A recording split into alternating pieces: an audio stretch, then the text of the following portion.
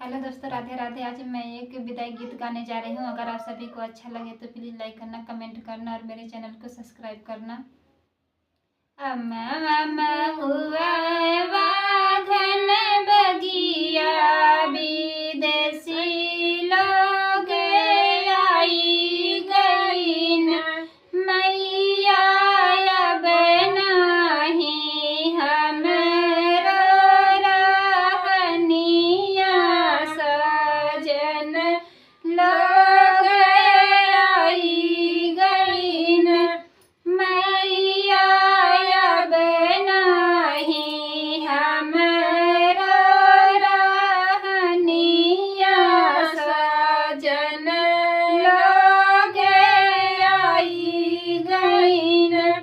चुप रहिए बेटी, चुप रहिए, से चुप रह बेटी, फेरी देबे गवने क दिनवा, बिदैया नाही करबै बेटी, फेरी देबे गवने क दिनवा, बिदैया नाही करबै।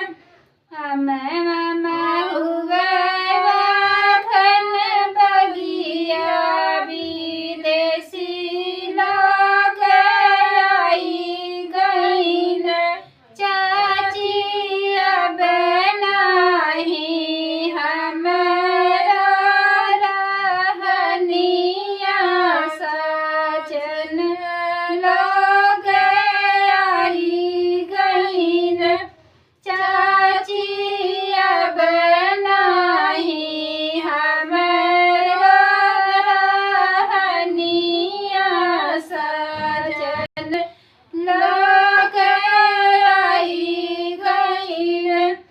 चुप रहिए बेटी, चुप रहिए, से चुप रह बेटी, फेरी देबे गवने क दिनवा, बिदैया